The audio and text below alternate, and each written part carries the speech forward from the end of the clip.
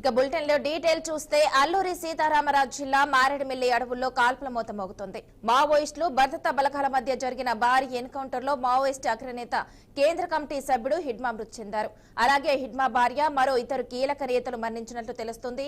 మారేడుమిల్లి లోతట్టు అటవీ ప్రాంతంలో మావోయిస్టు అగ్రనేతలు షెల్టర్ తీసుకున్నారనే విశ్వసనీయ సమాచారంతో ఏపీ ఇంటెలిజెన్స్ చీఫ్ లడ్డా మరో ఇద్దరు కీలక అధికారుల నేతృత్వంలో ఎన్కౌంటర్ నిర్వహించారు.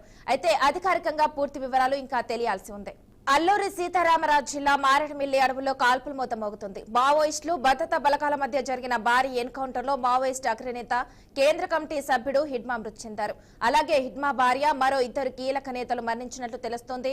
మారేడుమిల్లి లోతట్టు అటవీ ప్రాంతంలో మావోయిస్టు అగ్రనేతలు షెల్టర్ తీసుకున్నారనే విశ్వసనీయ సమాచారంతో ఏపీ ఇంటెలిజెన్స్ చీఫ్ లడ్డా మరో ఇద్దరు కీలక అధికారుల నేతృత్వంలో ఎన్కౌంటర్ నిర్వహించారు. అయితే అధికారికంగా పూర్తి వివరాలు ఇంకా తెలియాల్సి ఉంది. ఇక ఇదే అంశానికి సంబంధించి మరింత సమాచారాన్ని మా అమరావతి బ్యూరో చీఫ్ నాకిషోర్ అందిస్తారు. నాకిషోర్ చెప్పండి. Thank you. అల్లూరి సీతారామరాజు జిల్లా మారేడుమిల్లిలో పోలీసులు మరియు మావోయిస్టుల మధ్య ఎదురుకాల్పులు జరిగాయి. ఈ రోజు ఉదయం 6 గంటల నుంచి 7 గంటల మధ్య సమయంలో ఎక్స్చేంజ్ ఫైర్ ఆఫీస్ లో 6 మృతి చెందినట్టుగా కూడా డీజీపీ ఆఫీస్ నుంచి మనకు సమాచారం అందుతా ఉంది. వారిలో ఒక మావోయిస్ట్ అగ్రనేత వారి భార్య కూడా ఉన్నట్లుగా కూడా సమాచారం అందుతా ఉంది. పోలీసులు ఏదైతే ఇంటెలిజెన్స్ చీఫ్ అదేవిధంగా మరో ఇద్దరు అధికారుల నేతృత్వంలో వాళ్ళకు వచ్చిన సమాచారం మేరకు పక్కా మావోయిస్టు మీద దాడులు నిర్వహించడం జరిగింది.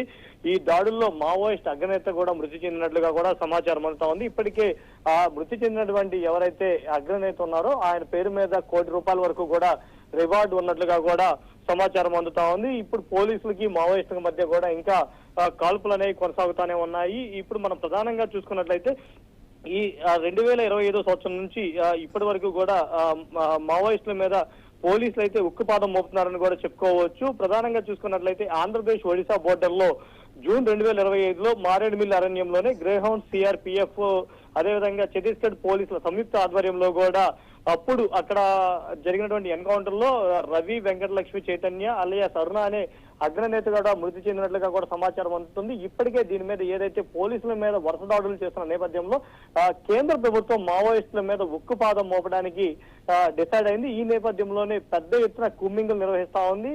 దాని ప్రభావంతో పెద్ద ఎత్తున మావోయిస్టులు కూడా వచ్చి లొంగిపోతున్న పరిస్థితులు అయితే ఇటు తెలంగాణ, ఆంధ్రప్రదేశ్ అదేవిధంగా ఛత్తీస్గఢ్ లో కనపడతా ఉన్నాయి. సో ఈ నేపథ్యంలోనే మావోయిస్ట్ అగ్రనేతలు కొంతమంది కూడా వాళ్ళ దళంతో వచ్చి లొంగిపోయినటువంటి దాఖలు మనం కొద్ది రోజుల క్రితం కూడా చూసాము. ఇప్పుడు పక్కా సమాచారంతో ఏదైతే మావోయిస్ట్ అనే వాళ్ళు ఉండకూడదు, మావోయిస్ట్ ఉనికి ప్రమాదకరం అని చెప్పి అటు హోమ్ మినిస్టర్ అమిత్ షానే స్వయంగా ప్రకటిస్తున్న నేపథ్యంలో ఇటు రాష్ట్ర ప్రభుత్వాలన్నీ కూడా అలర్ట్ అయిన నేపథ్యంలో ఎక్కడైనా చిన్న క్లూ దొరికినా కానీ వాళ్ళ మీద దాడులు చేస్తూ విరుచుకుపడుతున్న పరిస్థితి కనబడతా ఉంది. ఈ నేపథ్యంలోనే ఈ రోజు పోలీసులకు వచ్చినటువంటి పక్కా సమాచారం అటు ఇంటెలిజెన్స్ చీఫ్ ఆధ్వర్యం లడ్డా ఆధ్వర్యంలో ఇద్దరు అధికారులతో కలిసి ఈ రోజు మావోయిస్టుల మీద ఎదురు దాడులు నిర్వహించారు. ఈ దాడిలో దగ్గరగా 6 వరకు కూడా మృతి చెందారు. మాన్సా. Okay, thank you నాకిషోర్.